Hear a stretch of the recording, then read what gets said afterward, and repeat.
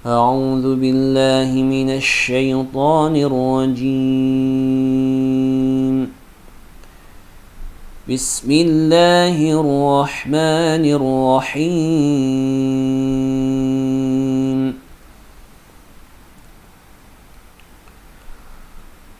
لا جناح عليهن في آبائهن ولا أبنائهن ولا إخوانهن ولا أبناء إخوانهن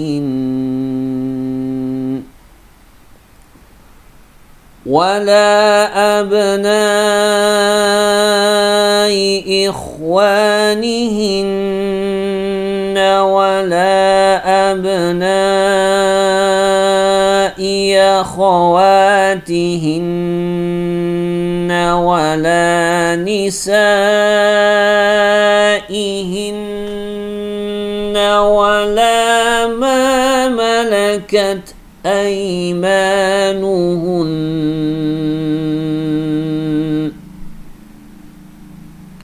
واتقين الله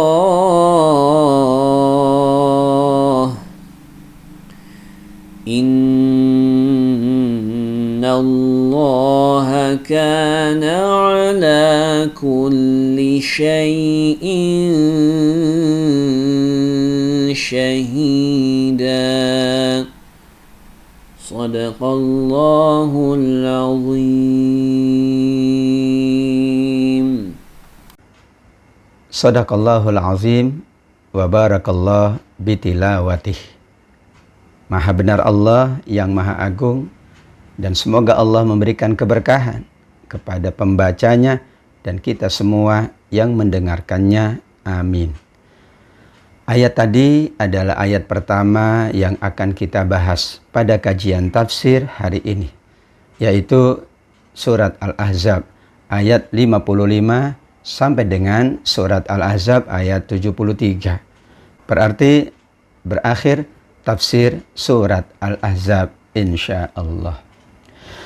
Ayat 55 merupakan penjelas atas ayat 53, di mana Allah Subhanahu wa taala mengkhususkan untuk istri-istri Nabi, untuk kesucian mereka, untuk kemuliaan mereka.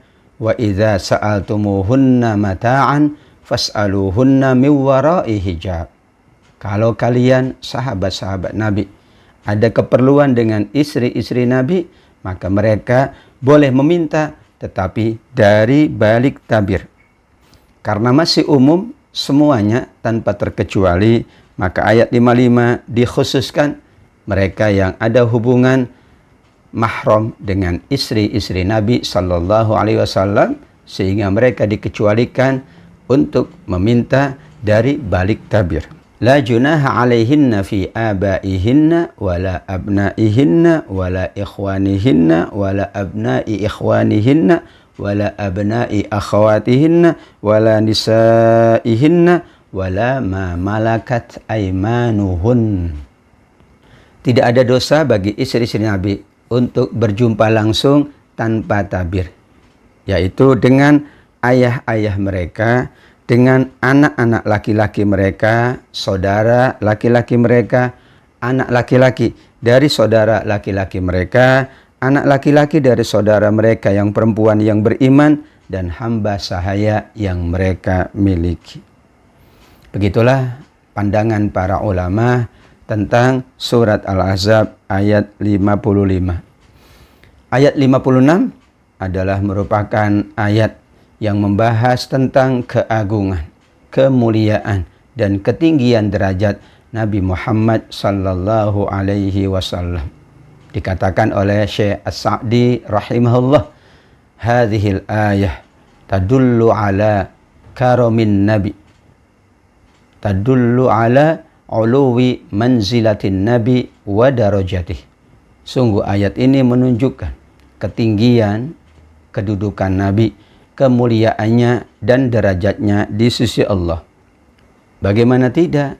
Innallaha wa malaikatahu yusalluna 'alan nabi.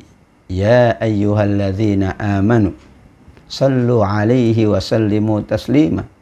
Allah dan malaikat-malaikatnya bersolawat untuk Nabi.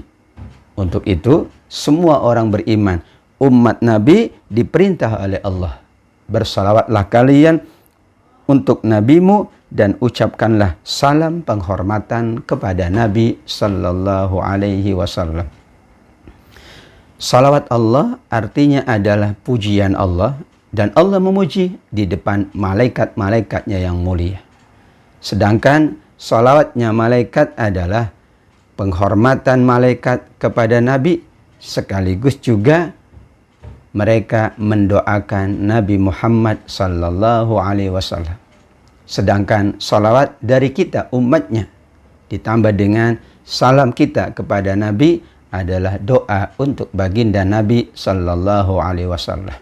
Dan untuk kekhususan ini Allah Subhanahu wa taala berkenan mengembalikan roh Nabi untuk menjawab salam dari umatnya seluruhnya. Dan siapa yang bersalawat kepada Nabi satu kali, Allah balas salawat atas hambanya 10 kali. Man shalla alayya marratan sallallahu biha asyra. Bahkan mereka yang tidak mau bersalawat kepada Nabi dikatakan bakhil. Al-bakhilu man dzukira ismi walam yuzkar alaih. Seorang yang bakhil, kata Nabi, adalah manakala disebut nama Nabi tapi ia enggan bersalawat, mengucapkan salawat dan salam kepada baginda Nabi sallallahu alaihi wasallam. Perintah di ayat ini kepada orang-orang beriman adalah karena Allah bersalawat atas nabinya, malaikat-malaikat bersalawat atas nabinya, maka bertemulah salawat semuanya untuk Nabi sallallahu alaihi wasallam. Sedangkan orang-orang yang menyakiti Allah, menyakiti Rasulullah, maka Allah lah yang akan melaknat mereka di dunia dan di akhirat. Allah pula menyiapkan untuk mereka siksa yang menghinakan. Innal ladzina yu'dzuna Allah wa rasulahu la'anahumullahu fid dunya wal akhirah wa 'adda lahum 'adzaban muhina. Siapapun tanpa terkecuali wajib untuk mencintai Allah, mencintai Rasulullah sallallahu alaihi wasallam, mengikuti tuntunan Allah, mengikuti tuntunan Rasul sallallahu alaihi wasallam. Sedangkan mereka yang tidak mau mengikuti Allah, mengikuti Rasulullah, malah menyakiti, membenci, melakukan perbuatan yang dibenci oleh Allah, yang tidak disukai oleh Rasulullah, maka mereka adalah orang-orang yang layak mendapatkan hukuman dari Allah, bahkan hukumannya adalah laknat Allah, jauh dari rahmat Allah. Hukumannya juga adalah azab yang sangat menghinakan di akhirat kelak. Tidak saja Allah Subhanahu wa taala mengharamkan menyakiti Allah dan menyakiti Rasulullah, tetapi juga diharamkan menyakiti semua orang-orang beriman, baik laki-laki maupun perempuan, jika orang-orang beriman tidak melakukan kesalahan. Jika orang-orang beriman tersebut adalah orang-orang yang baik. Orang-orang yang baik tidak boleh disakiti. Namun juga semua hamba-hamba Allah tidak boleh disakiti. Tentu maksudnya adalah terlebih orang-orang yang baik, orang-orang yang soleh. Karenanya orang-orang yang menyakiti orang-orang beriman, laki-laki maupun perempuan, tanpa kesalahan yang mereka perbuat, maka sesungguhnya mereka telah memikul kebohongan dan dosa yang sangat nyata. Allah Subhanahu wa taala memuliakan kita. Karenanya kita tidak boleh saling menyakiti, tidak boleh saling menghinakan. Bahkan kita adalah hamba-hamba Allah yang sudah diikat oleh Allah dengan berbagai ikatan. Ikatan kemanusiaan bahwa kita sama-sama manusia, hamba Allah. Ikatan keimanan bahwa kita adalah orang-orang yang beriman kepada Allah Subhanahu wa taala. Ikatan kekeluargaan, silaturahim. Ikatan kebangsaan bahwa kita tinggal di satu bangsa yaitu Indonesia. Semuanya ini adalah ikatan dari Allah. Kita menjaganya dengan selalu berusaha berbuat yang terbaik untuk sesama kita, dan kita menghindari perbuatan-perbuatan, ucapan-ucapan yang menyakiti sesama kita.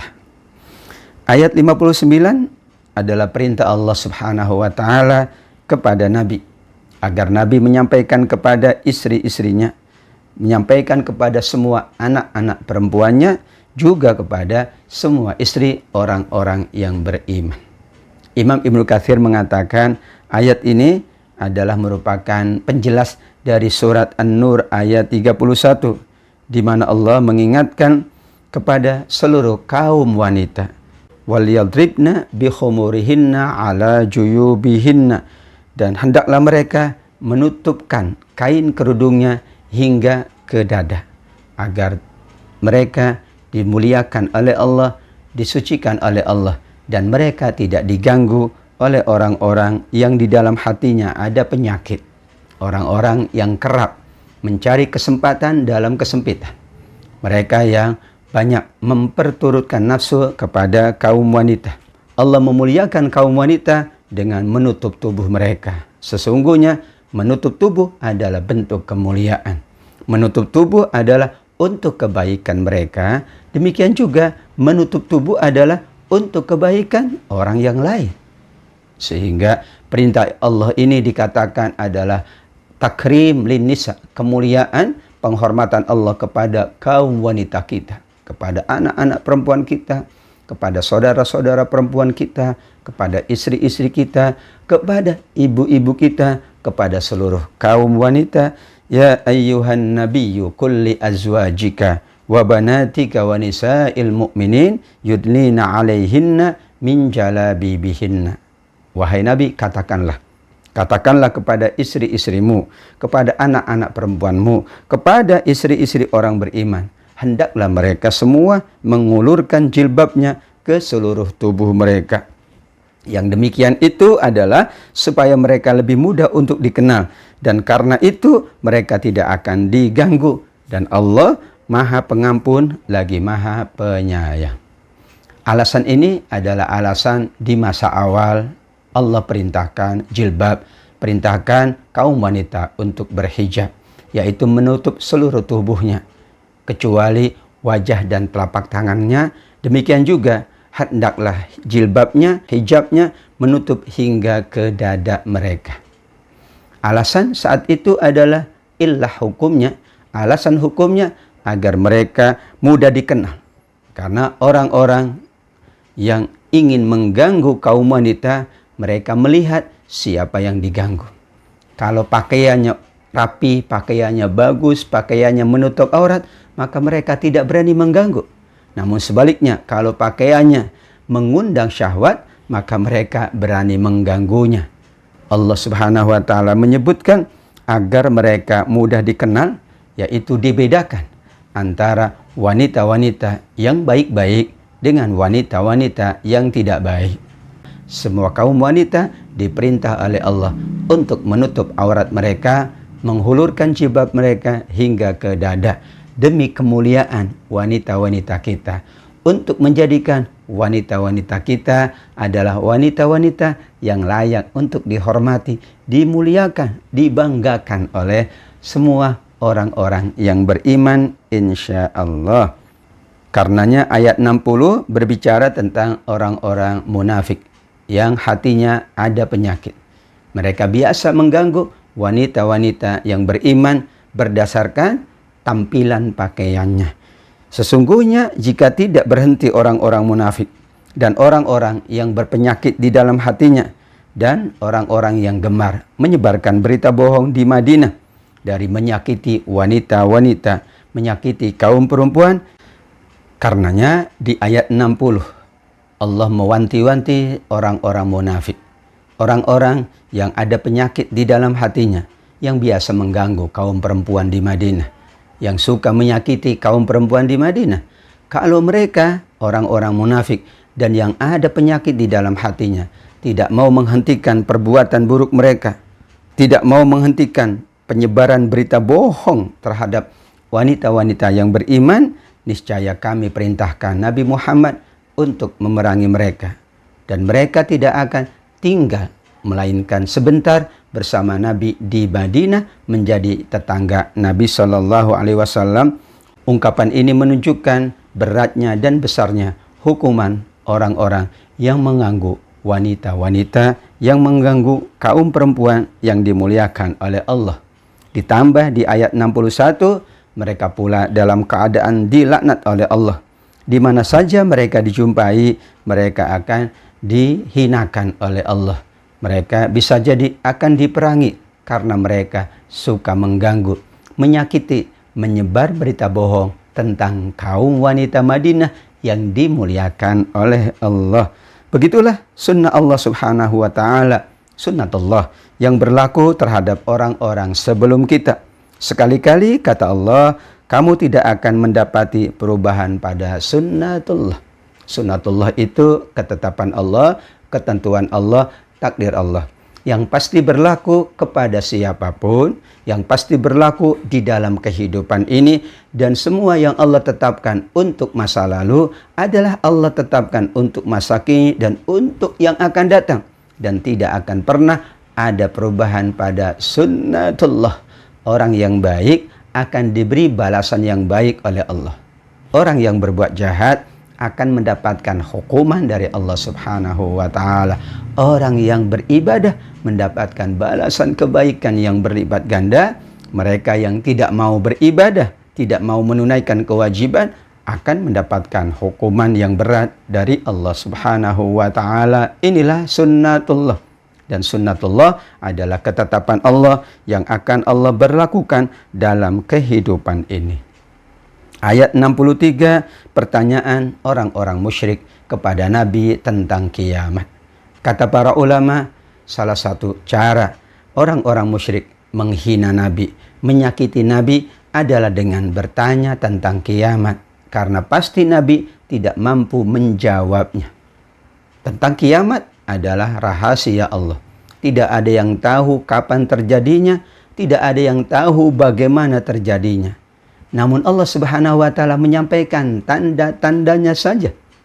Sedangkan waktunya, kepastiannya, semuanya adalah di tangan Allah Subhanahu wa ta'ala. Yas'alukan nas anis sa'ah.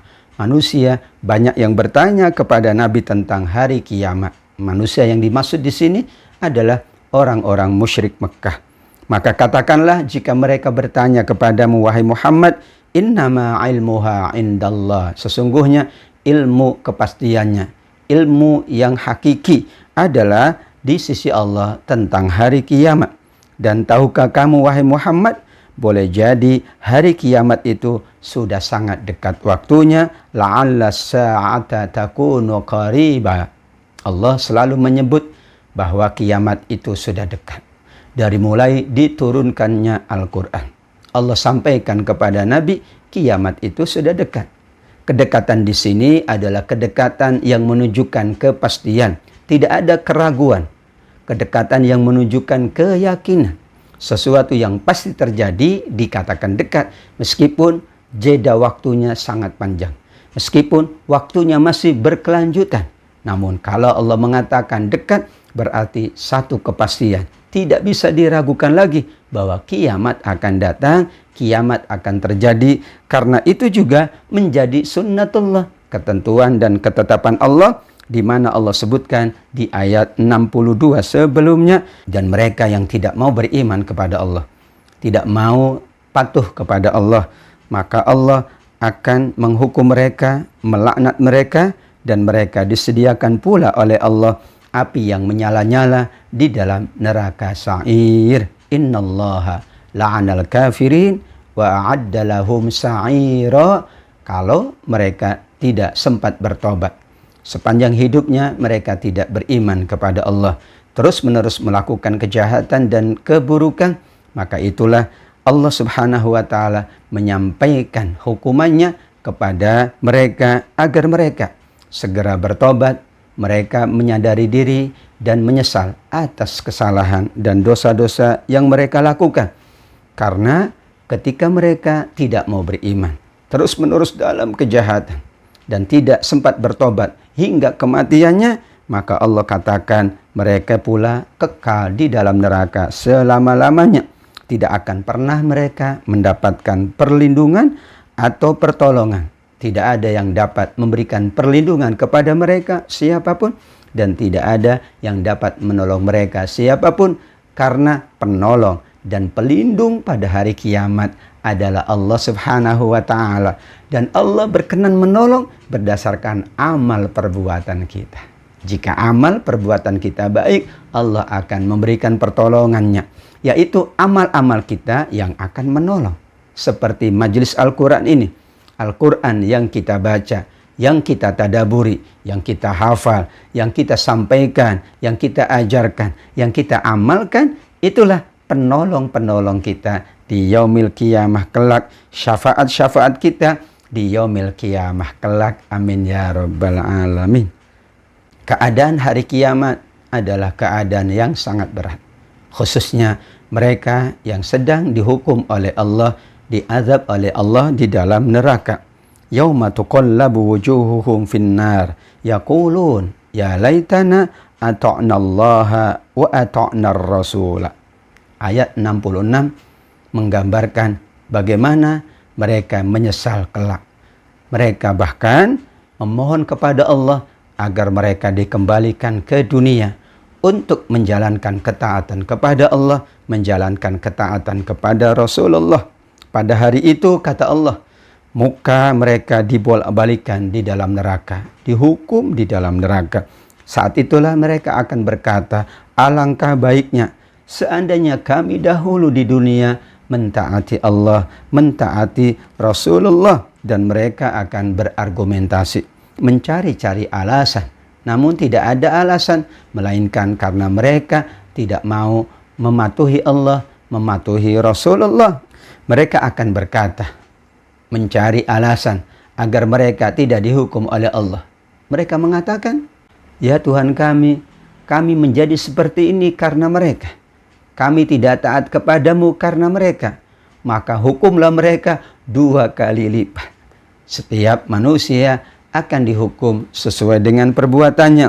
Mereka mencari alasan agar mereka tidak dihukum oleh Allah, dan hukuman mereka diberikan kepada orang yang menyuruh mereka berbuat jahat, berbuat dosa. Padahal manusia dibekali oleh Allah akal, dibekali oleh Allah hati, dibekali oleh Allah panca indera, dibekali oleh Allah tuntunan wahyu.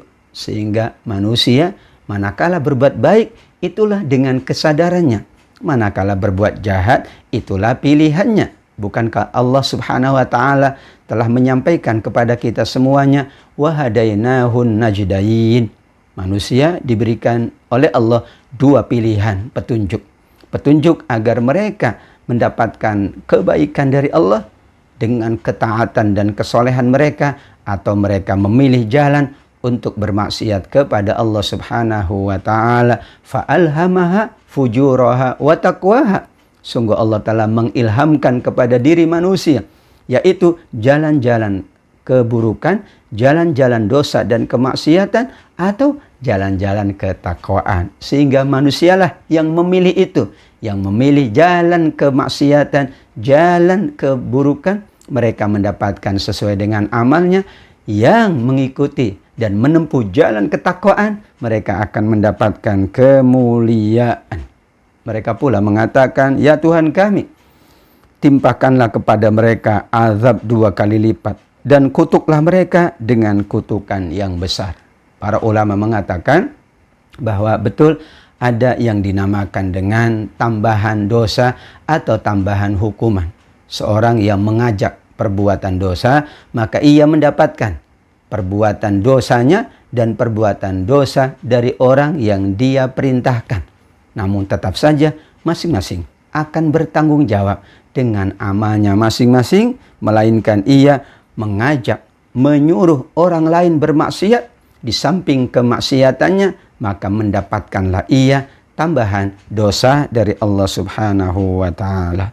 Ayat 69 adalah perintah Allah kepada orang-orang yang beriman, yaitu dikatakan orang beriman di sini adalah orang-orang yang beriman di masa Nabi Musa alaihissalam.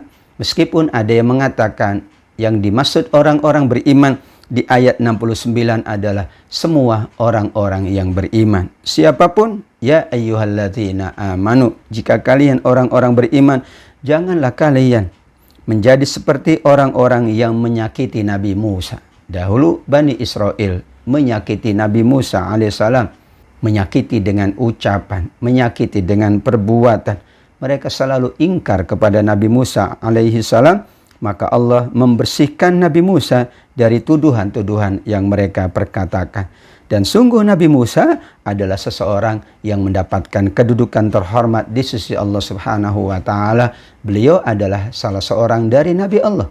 Dan semua kita wajib mengimani, mencintai semua Nabi-Nabi Allah, khususnya tentu Nabi Muhammad sallallahu alaihi wasallam. Dan tidak boleh kita membeda-bedakan antara satu nabi dengan nabi yang lain, antara satu rasul dengan rasul yang lain. La nufarriqu baina ahadim mir rasulih. Ya Allah, kami tidak membeda-bedakan, kami tidak memisah-misahkan antara semua utusanmu, semua nabi-nabimu, karena semua nabi dan semua rasul adalah manusia yang sangat mulia dan manusia yang dipilih oleh Allah untuk menjadi utusannya.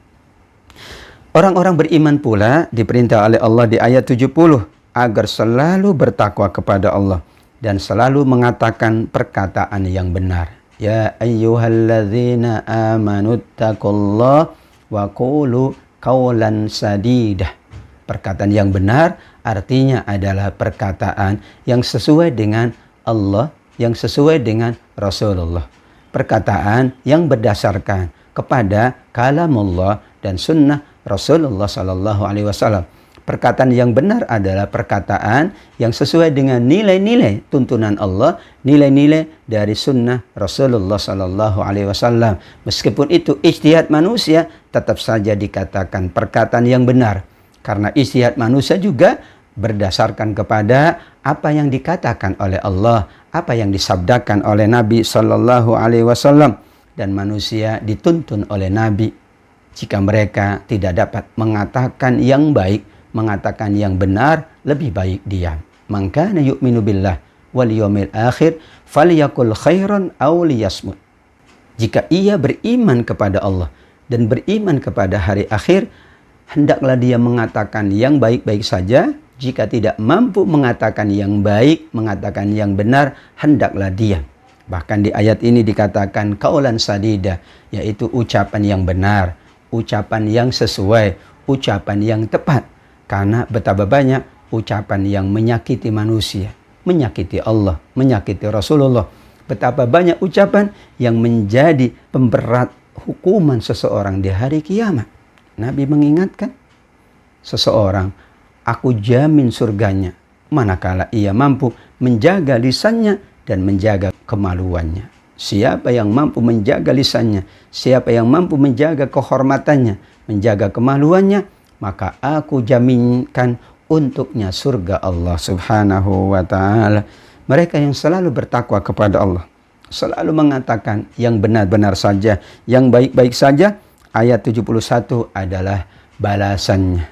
Yuslih lakum a'malakum wa yaghfir lakum dzunubakum. Niscaya Allah akan memperbaiki amal-amal mereka. Niscaya Allah akan mengampuni dosa-dosa mereka.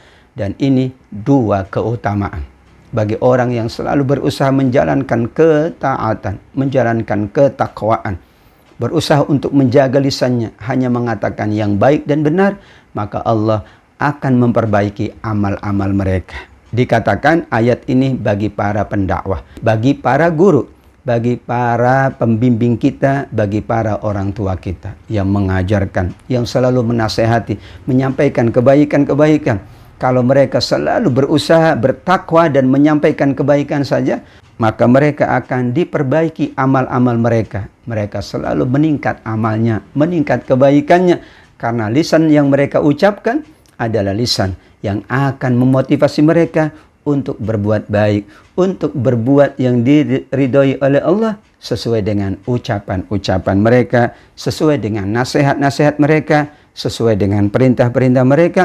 Dan kalau ada kesalahan dan ada dosa yang dijalankan, Allah pula berkenan mengampuni dosa-dosa mereka. Dan siapa yang taat kepada Allah, taat kepada Rasulullah, sesungguhnya ia telah mendapatkan kemenangan yang besar, karena kemenangan hakiki adalah manakala manusia dihindarkan dari neraka dan dimasukkan ke dalam surga. Agar dihindarkan dari neraka, agar dimasukkan ke dalam surga, maka amal utamanya adalah taat kepada Allah, taat kepada Rasulullah sallallahu alaihi wasallam. Ayat 72 dan 73 sebagai penutup majelis kita pada pagi hari ini. Menutup pula surat Al-Ahzab adalah tentang sejarah masa lalu yang berbicara tentang amanah. Bahwa amanah ini sesuatu yang agung. Saking agungnya Allah Subhanahu wa Ta'ala menyebutkan bahwa dahulu kami telah mengemukakan amanah ini, menawarkan kepada langit, kepada bumi dan gunung-gunung. Namun semuanya enggan karena mereka tidak mampu mengemban amanah tersebut. Dan mereka khawatir akan mengkhianati amanah-amanah yang dipikulkan oleh Allah. Namun kemudian manusia menerimanya, kata Allah. Maka manusia memikul amanah ini. Disinilah Nabi Adam alaihissalam, setelah itu para nabi, dan setelah para nabi adalah para sahabat, para tabi'in, dan seterusnya kita umat akhir zaman, umatnya Nabi Sallallahu Alaihi Wasallam, diberikan oleh Allah amanah. Amanah yang dimaksud ada yang mengatakan umum, semua jenis amanah. Beribadah kepada Allah adalah amanah. Taat kepada Allah amanah, taat kepada Rasul amanah, atau amanah adalah semua yang kita jalankan untuk memenuhi hak-hak manusia. Interaksi kita dengan sesama kita itulah amanah. Kita diberikan amanah di dalam rumah tangga, diberikan amanah di sekolah, diberikan amanah di majelis taklim, diberikan amanah di berbagai tempat. Maka kita jalankan, kita penuhi hak mereka agar amanah itu bernilai pahala di sisi Allah Subhanahu wa Ta'ala. Namun ada yang memaknai amanah itu dalam arti khusus, yaitu perintah-perintah Allah dan larangan-larangan Allah Subhanahu wa Ta'ala, karena tidak ada yang dapat menjalankan perintah Allah, tidak ada yang dapat meninggalkan larangan Allah kecuali manusia. Dan manusia dibekali oleh Allah berbagai bekal agar ia mampu menjalankan perintah Allah, mampu pula meninggalkan larangan Allah. Meskipun Allah menyebutkan di akhir ayat 72, innahu kana zaluman jahula. Meskipun manusia itu jahil, meskipun manusia itu bersifat zalim, namun kalau mereka selalu menjalankan apa yang dituntun oleh Allah, apa yang dituntun oleh Rasulullah, apa yang selalu menjadi tuntunan hati mereka, apa yang menjadi kebaikan-kebaikan mereka, maka yakinlah mereka akan terhindar dari sifat zalim. Mereka pula terhindar dari sifat bodoh karena mereka mengikuti tuntunan Allah, mengikuti tuntunan Rasulullah, atau mereka berusaha selalu agar yang dijalankan adalah sesuai dengan tuntunan Allah, sesuai dengan tuntunan Rasulullah, dan itu akan mendapatkan banyak sekali kebaikan dari Allah. Sedangkan orang-orang munafik, sedangkan orang-orang musyrik, mereka akan mendapatkan azab dari Allah. Dan orang-orang beriman dalam proses menjalankan ketaatan dan ketakwaan, jika mereka terlanjur berbuat dosa, maka Allah akan memberikan ampunan, memberikan tobat kepada mereka semuanya, karena Allah adalah Maha Pengampun lagi Maha Penyayang. Wa kanallahu ghafurur rahimah. Perbedaannya, kalau orang beriman berbuat salah, maka mereka diberikan kesempatan untuk bertobat. Dan kalau mereka bertobat, Allah akan menerima taubatnya. Sedangkan mereka yang tidak beriman kepada Allah dan meninggalnya dalam keadaan tidak beriman, tidak sempat beriman kepada Allah, tidak sempat bertobat kepada Allah, maka mereka mendapatkan hukuman, azab di sisi Allah Subhanahu wa Ta'ala. Sadaqallahul azim. Inilah akhir dari majelis kita pada pagi hari ini. Jazakumullah khaira. Terima kasih kepada semua yang selalu mengikuti, yang selalu berusaha mendapatkan ilmu-ilmu Allah, mendapatkan ilmu-ilmu baginda Rasulullah dan ilmunya para sahabat tabi'in, para ulama, melalui media majelis tafsir pada pagi hari ini. Kita akan ketemu di lain kesempatan. Sekali lagi jazakumullah khaira kepada seluruhnya, khususnya kepada Ibu Ketua Majelis Ta'lim Al-Kautsar, semua pengurus dan jamaahnya.